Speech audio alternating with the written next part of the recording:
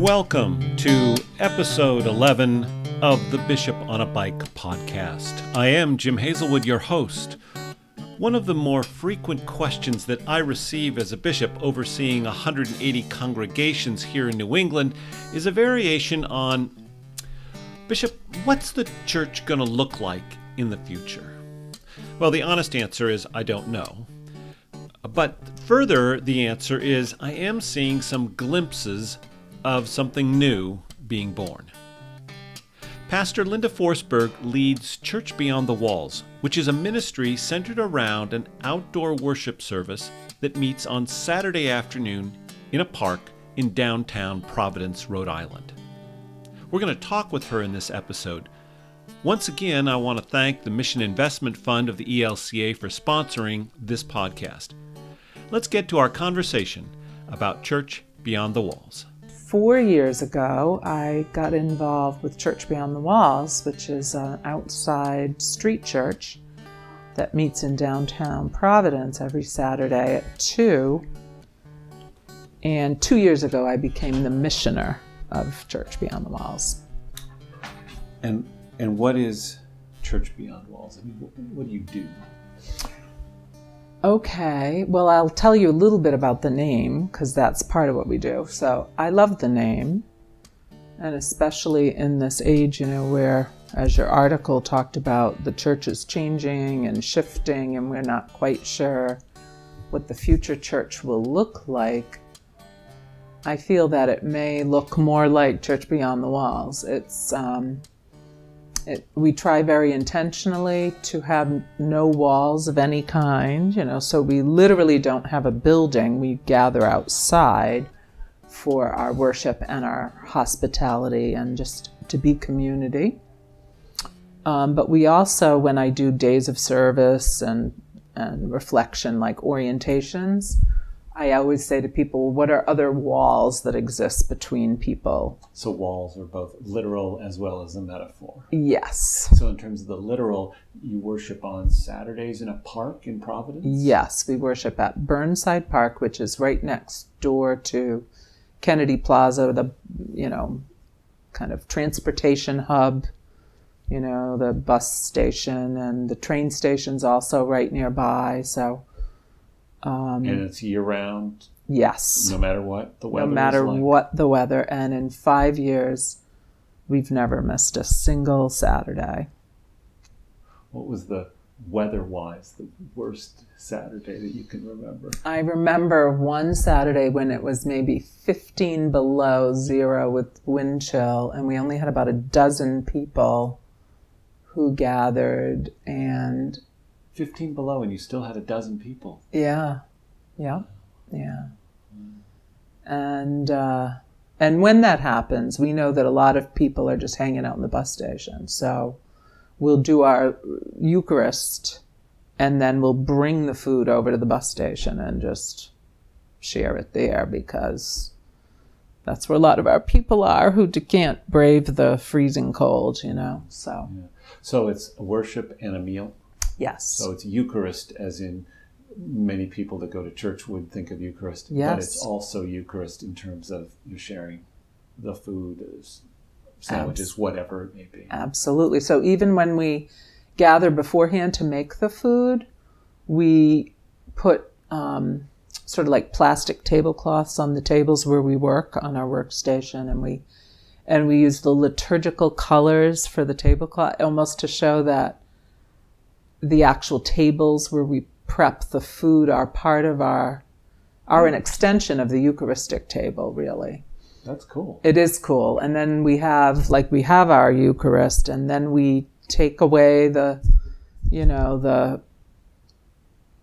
things on the altar, and the table becomes a literal table for the meal. Mm. So I think people see that connection, and it's very powerful to me, too, to think of it that way. Yeah. And music is provided by? Well, it used to be actually a teenage girl from this church, First Lutheran Church, who just was very gifted, had this beautiful voice, and we just have a drum and a shruti box, and kind of more a cappella singing. And now we have another young woman who's a member of our community who stepped forward, because Maya Grandy, the musician that came on when I did, is now at Wittenberg. Yeah. And so worship, and then, a homily, and you're there most every Sunday or Saturday. Yeah. And who comes? So we have an interesting combination of people. We have, it comes out, the Church Beyond the Walls it came out of the Occupy Providence movement. That's the history. So this Episcopal Church of the Epiphany in Rumford, Rhode Island, and the young priest, Edmund Harris, said, let's go down and just minister to those folks, camping out in Burnside Park as Occupy Providence. And they literally brought a little red wagon, a red flyer wagon, with hot coffee, sandwiches, and socks. And that's how it started. And they would have Eucharist and just offer these humble gifts to people. And then people would begin showing up in the same spot week after week when they showed up. And then when Occupy Providence kind of packed up and went away, the people still came. So they said, we're going to continue this. So we get some folks who just feel strongly about social justice and like this idea of a church that ministers to folks of all walks of life, and people who are hungry, and people who are living outside or in shelters, and people walking through the park. We get some Brown and RISD students. We get some folks from suburban churches who just believe in the ministry and come and, to be there and be community and support what we do. So it's a combo of all these interesting and wonderful folks. Mm-hmm. Yeah. And so anybody can come? Anybody can come. 11 o'clock on Saturdays? No, 2 o'clock. 2 o'clock. 2 o'clock on Saturdays. And is it just Saturday at 2 o'clock? Is that all the ministry is? No, not at all. We also have midweek kind of spiritual formation or faith formation. So I lead a Bible study during the week, and we meet for about 2 hours, and it is one of the best Bible studies that I've ever, because people are really real. They share their struggles, share their take on the word, and really try to apply it to their lives. So I love it. I absolutely love the Bible study. In addition, now that it's going to be Lent, we do Ashes to Go in downtown Providence, right at the bus station. So we see a lot of our people then. But then during Lent, we also have a midweek gathering just for Lent. This year, we're doing actually a thing, like a knitting ministry, knitting prayer meditation thing. I'm not doing that. Someone else is leading that, but it is one of our Lenten programs. And I'm doing a Bible study and faith in the arts thing with the faces of Christ. And also we're working with a counselor to do some, help people make some concrete steps toward wholeness in their lives. Wow. So it's a full ministry. It's a full ministry. Yeah, it really is. Interesting. Yeah. And you enjoy it? I'm passionate about it. I love it. Yeah, I really do. What makes it similar to church as we've known it for the last 50 years in a building and in a congregation, and what has it different from that? I like the question. So what makes it similar is it is a Christian community. We gather around word and sacrament week after week. It's sisters and brothers supporting each other in their walk with Christ and being community together, helping one another, supporting one another, strengthening and encouraging each other to live their faith in the world. So, that's really right what church is all about. But what makes it different is there's like almost like an intensity or an immediacy to it where some of